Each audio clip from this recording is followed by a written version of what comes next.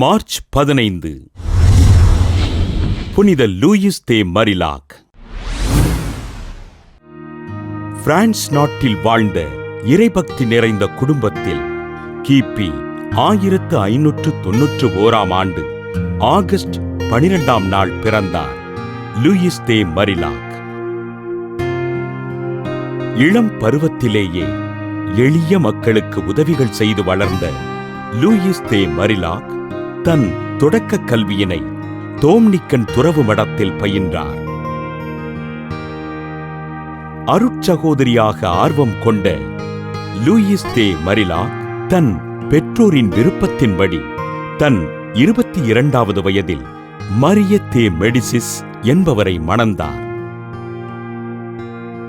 ஆண்டவர் இயேசுவின் மீதும் மரியன்னையின் மீதும் பக்தி கொண்ட இவர் பாரிஸ் நகர ஏழை மக்கள் வாழ்வின் முன்னேற்றத்திற்காக பாடுபட்டார்.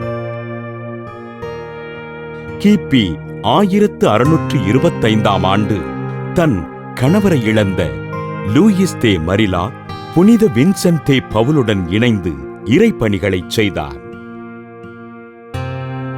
நோயாளிகளையும் ஆதரவற்றோரையும் தன் இல்லத்தில் வைத்து பராமரித்த மரிலாக் கிபி 1633ஆம் ஆண்டு பெண்களுக்காக புதிய துறவற சபையினை தொடங்கினார்.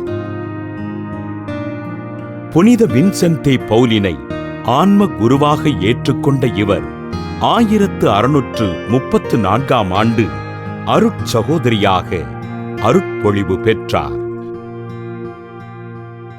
ஆதரவற்ற குழந்தைகளுக்கும் முதியவர்களுக்கும் உதவிகள் செய்த லூயிஸ் தே மரிலாக் உடல் நலிவுற்று கிபி 1660 மார்ச் 15ஆம் நாள் விண்ணகம் சென்றார்.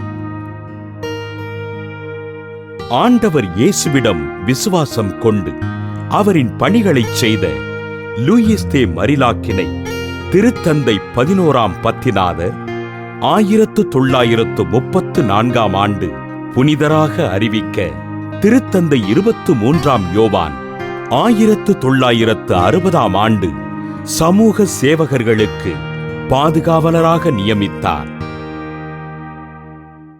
புனித லூயிஸ் தே மரிலாக் திருவிழாவினை கொண்டாடுகின்ற நாம் ஆதரவற்ற இல்லங்களில் வாழுகின்ற குழந்தைகளுக்கு உதவிகள் செய்து அவர்களது நல்வாழ்விற்காக ஜெபிப்போம்.